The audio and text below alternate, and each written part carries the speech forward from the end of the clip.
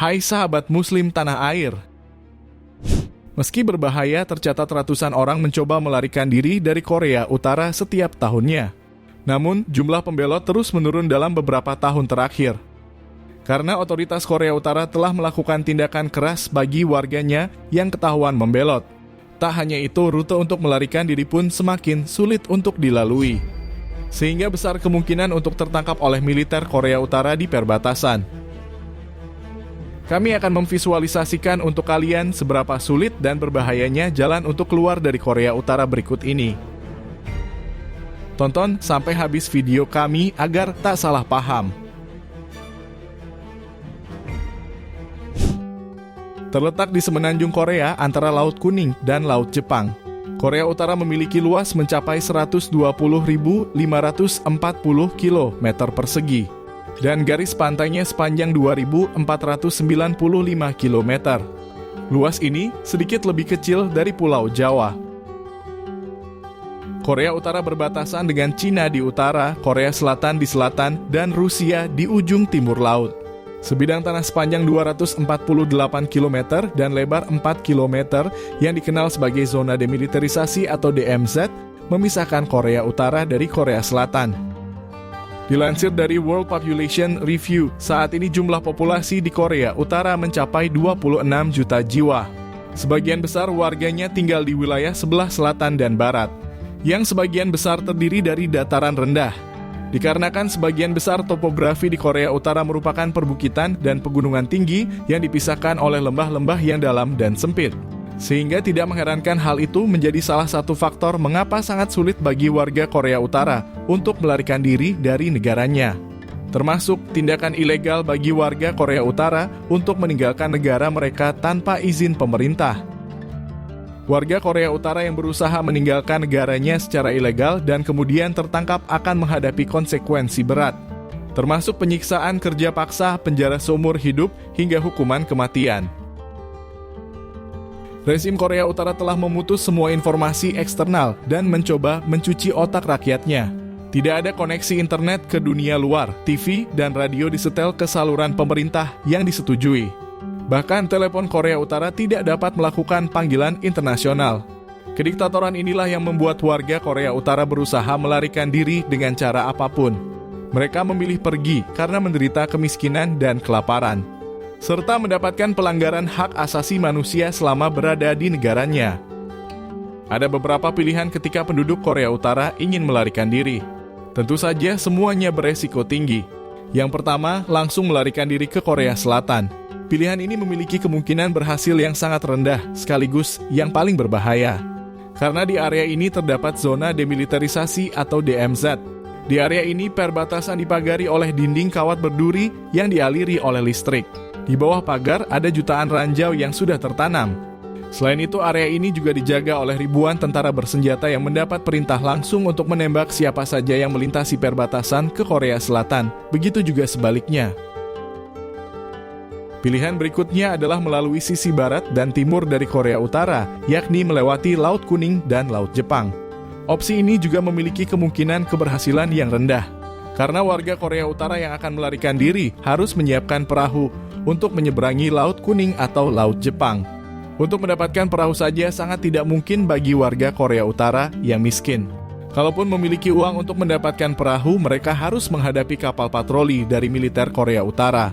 Jika masih bertekad menyeberangi melalui laut, maka mereka harus berenang yang memiliki resiko tenggelam dan juga tertangkap oleh kapal patroli. Apalagi di laut-laut ini sering terjadi topan. Nah, pilihan selanjutnya adalah menyeberangi perbatasan Cina dan Rusia. Perbatasan Korea Utara dengan Rusia dipisahkan oleh Sungai Tuman yang hanya sepanjang 17 km dan mudah dipatroli oleh kedua sisi. Jika berhasil melintasi Rusia dan berhasil sampai ke Vladivostok, di mana kedutaan Korea Selatan berada, maka para pembelot ini bisa dipastikan aman, karena akan langsung dikirim ke Korea Selatan. Namun dikarenakan orang Korea Utara yang berada di Rusia akan sangat menonjol keberadaannya, kemungkinan besar mereka akan tertangkap oleh militer Rusia sebelum sampai ke Vladivostok. Sesuai kebijakan pemerintah Rusia, apabila ada pembelot yang tertangkap, maka akan segera dideportasi kembali ke Korea Utara. Sekedar info, Korea Selatan menerapkan kebijakan untuk menerima pembelot dari Korea Utara sebagai warga negaranya. Dilansir dari BBC, para pembelot ini akan ditampung di sebuah lembaga bernama Hanawan. Di lembaga ini mereka akan mempelajari berbagai hal tentang masyarakat Korea Selatan, termasuk cara menggunakan mesin ATM dan infrastruktur transportasi modern Korea Selatan, serta cara mendapatkan pekerjaan. Mereka juga mempelajari berbagai hal tentang kewarganegaraan, demokrasi, dan perbedaan Korea Selatan dengan Korea Utara. Kembali ke rute melarikan diri dari Korea Utara, pilihan terakhir untuk bisa keluar dari Korea Utara, yakni menyeberangi perbatasan di negara Cina. Pilihan ini menjadi jalur favorit para pembelot, karena bagian Cina Timur adalah rumah bagi populasi terbesar artis Korea yang tinggal di luar semenanjung Korea. Pembelot Korea Utara dapat dengan mudah berbaur dan dapat bersembunyi di antara orang Cina saat mereka melakukan perjalanan menuju kebebasan. Perbatasan Korea Utara dan Cina berada di Sungai Yalu sepanjang 1.352 km yang mengalir melalui pegunungan terjal dan terpanjang. Patroli keamanan di perbatasan ini tidak terlalu ketat, sehingga kemungkinan lolos melewati perbatasan sangatlah tinggi. Waktu terbaik untuk melewati perbatasan ini adalah ketika musim panas, saat air berada di titik terendah, dan pada saat musim dingin saat air membeku. Namun sama halnya dengan Rusia, Cina bukanlah tempat yang aman untuk dijadikan tujuan pelarian. Karena jika tertangkap, maka para pembelot ini juga akan segera dikirim kembali ke Korea Utara. Jika beruntung masuk ke Cina tanpa tertangkap, para pembelot yang memiliki uang akan mencari calo untuk membantu pelariannya hingga sampai ke Korea Selatan. Tentu saja harga layanan calo tersebut tidak murah, yakni mencapai $18,000 atau setara dengan 274 juta rupiah. Harga ini sangat mahal untuk penduduk Korea Utara yang miskin. Alternatif lain adalah setelah sampai di Cina, para pembelot ini bisa menuju ke kota Shenyang. Di kota ini terdapat gedung konsulat Korea Selatan. Jika berhasil memasuki gedung tersebut, tentu mereka bisa selamat dan akan dikirim ke Korea Selatan.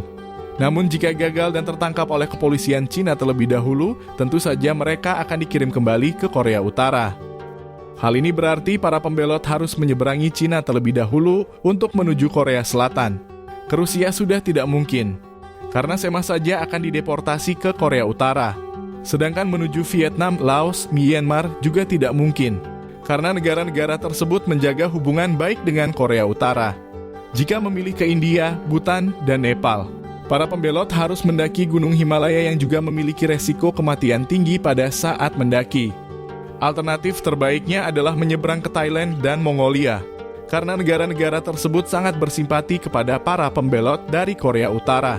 Jika berhasil sampai kedua negara tersebut, maka para pembelot akan dikirim ke Korea Selatan. Namun masalahnya untuk mencapai kedua negara ini tidaklah mudah. Rute ke Mongolia sendiri harus melewati Gurun Gobi yang merupakan salah satu gurun terbesar di dunia. Di sini para pembelot akan menghadapi cuaca panas ekstrim, satwa liar yang berbahaya, dan sedikitnya sumber makanan untuk bertahan hidup. Dalam perjalanan ke Thailand, para pembelot harus pintar menyamar dan berbaur dan diam selama perjalanan. Karena juga mereka bicara, tentu saja akan segera ketahuan jika mereka berasal dari Korea Utara. Ditambah baik di stasiun atau bus, akan ada pemeriksaan ketat dari para penjaga. Semua pejalan ini tentu saja sudah ada yang berhasil melewatinya.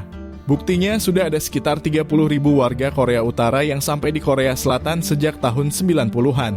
Bahkan ada pula yang sudah sampai di Korea Selatan kemudian memutuskan kembali lagi ke Korea Utara setelah perjalanan panjang dengan bertarung nyawa. Alasannya mereka tidak bisa beradaptasi di Korea Selatan. Dan ada juga yang mendapat perlakuan buruk di Korea Selatan. Namun hal yang paling sering adalah mereka kembali ke Korea Utara karena ingin bertemu keluarganya yang tertinggal di Korea Utara. Meskipun setelah sampai tidak ada yang bisa menjamin para pembelot ini masih bisa bernafas atau tidak.